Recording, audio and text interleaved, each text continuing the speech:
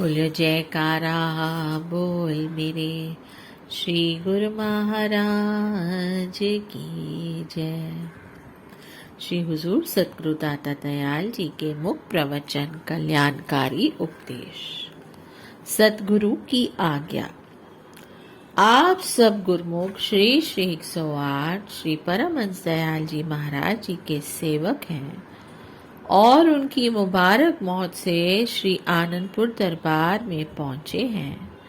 महापुरुषों की आज्ञा के अनुसार सेवा में संलग्न है। गुरुमुख का अर्थ ही यही होता है कि सतगुरु के मुखारविंद से जो वचन निकले उसको मानने वाला। आप सज्जन भी श्री गुरु माँ जी के वचनों की पालना कर रहे हैं, सेवा भक्ति का लाभ प्राप्त कर रहे हैं। जैसे कि कहा है, आज्ञा सम न सुसाहिब सेवा, सो प्रसाद जन पावे देवा। गुरुमुखो, अपने इष्ट देव की आज्ञा को मानने के समान सेवक के लिए और कोई सेवा नहीं है। यानी वही सेवा सफल है जो सतगुरु की आज्ञा से की जाए। तभी गुरुमुख जन उस चीज को, उस कृपा को, सतगुरु की प्रसन्नता को प्राप्त कर सकते हैं। सेवक के लिए वक्त के महापुरुषों की आज्ञा ही सर्वोपर है, सर्वश्रेष्ठ है। आप सब तो श्री आनंदपुर दरबार के सेवक हैं, गुरुमुख हैं। महापुरुषों को प्रसन्नता है कि आप गुरुमुख जन श्री परमहंस दयाल जी महाराज जी के श्री आनंदपुर दरबार में आकर महापुरुषों की आज्ञा के दायरे में रहकर भजन सुमिरन सेवा सत्संग करके अपना जन्म सफल कर रहे हैं। सेवकों का फर्ज ही यही है कि महापुरुषों के वचनों के अनुसार चलें, उनके बनाए हुए नियमों की पालना करें। श्री परमहंस दयाल जी महाराज जी की मौत से ही श्री आनंदपुर दरबार की सब रचना प्रकट है और गुरुमुख जन महापुरुषों की आज्ञा के अनुसार भक्ति का पूरा पूरा लाभ प्राप्त कर रहे हैं। अपने समय को, अपने जन्म को सफल बना रहे हैं। तो अपने जन्म को सफल करने के लिए हर गुरुमुख को, हर सेवक को बस इतना ही करना है कि सतगुरु की आज्ञा में चलना है। गुरुमुखो, पहले भी कहा है कि गुरुमुख का अर्थ ही यही होता है कि महापुरुषों के मुखारविंद से जो भी शब्द वचन निकले उसको मानने वाला ही गुरुमुख कहलाता है।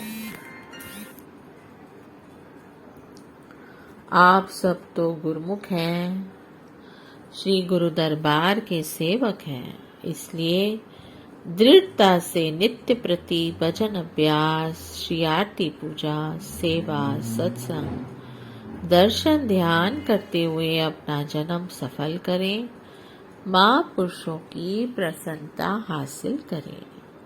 महापुरुष तो हमेशा सेवकों का भला चाहते हैं। उनका भला किसमें है? महापुरुषों की आज्ञा में चलने से है। महापुरुष चाहते हैं कि हमारे गुरुमुख जन, हमारे सेवक खुश रहें, प्रसन्न रहें। तो यह प्रसन्नता उन्हें कैसे हासिल हो सकती है कि महापुरुष जो वचन फरमाएं, गुरुमुख जन उनकी पालना करें, आज्ञा में चले। तो महापुरुषों की प्रसन्नता गुरुमुख सेवकों को हासिल होती है।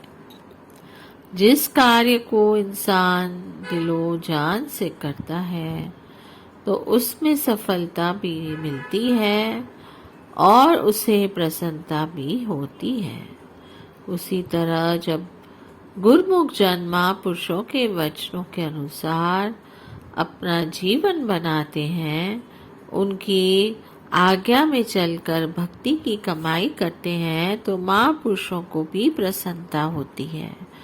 फिर महापुरुषों की प्रसन्नता हासिल करने से गुरुमुख भी प्रसन्न होते हैं और हर समय आनंद में रहते हैं।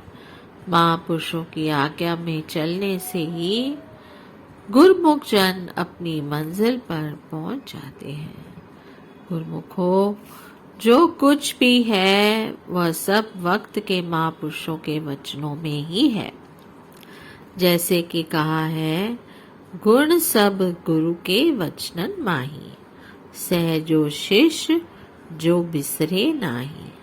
जो सार वस्तु है वह सद्गुरु के वचनों में ही समाई हुई है और सेवक वही है जो उनके वचनों को नहीं बिसरता, उनके हर वचन की पालना दिलो जान से करता है। सहजो शिष्य जो बिसरे नाही, वही सेवक है जो उनके वचनों को बिसरता नहीं, भूलता नहीं, आलस नहीं करता, बल्कि हर समय सतगुरु के वचन की पालना में दृढ़ रहता है। गुरुमुखों, आप सब गुरुमुख श्री आनंदपुर दरबार के सेवक हैं, सेवा भक्ति कर रहे हैं।